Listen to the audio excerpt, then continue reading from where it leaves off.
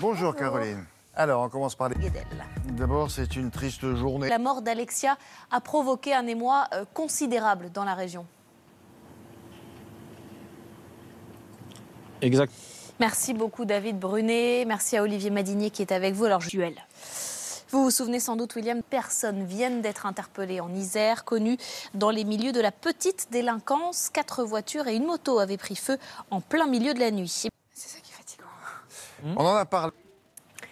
Bonjour Elisabeth Guedel, vous êtes notre correspondante aux États-Unis. Il y avait hier un scrutin local test pour Donald Trump, des élections pour les postes de gouverneur dans le New Jersey et en Virginie et les Républicains. Merci beaucoup Elisabeth Guedel en direct de New York. Et puis vous l'avez, 40 caractères les plus truculents les uns que les autres. Eh bien, il va pouvoir s'en donner encore plus à cœur. Allez, retour en France. Et quant au glyphosate, Nicolas Hulot a pris sa décision. La France ne votera pas la prolongation de l'autorisation de cet herbicide. C'est un événement, premier musée occidental en Orient. Et puis, plusieurs dirigeants seront présents pour l'occasion, notamment le roi du Maroc, Mohamed VI. Évidemment, au-delà du rayonnement culturel de la France, ce n'est pas un hasard si le président... Voilà, le président de la région. Il y a une grève générale à l'appel d'un syndicat indépendantiste. New Delhi, les écoles sont fermées jusqu'à la fin de la semaine en cause des usines et des centrales électriques.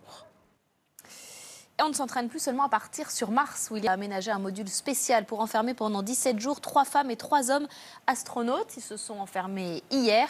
17 jours, c'est le temps qu'il faut pour s'envoler vers la Lune, en faire le tour et revenir sur qu'on peut profiter Station balnéaire. à la fois des douceurs absolument de l'automne. Regardez, la mer est à 22 degrés. Du centre de la mer, eh bien, la neige est tombée.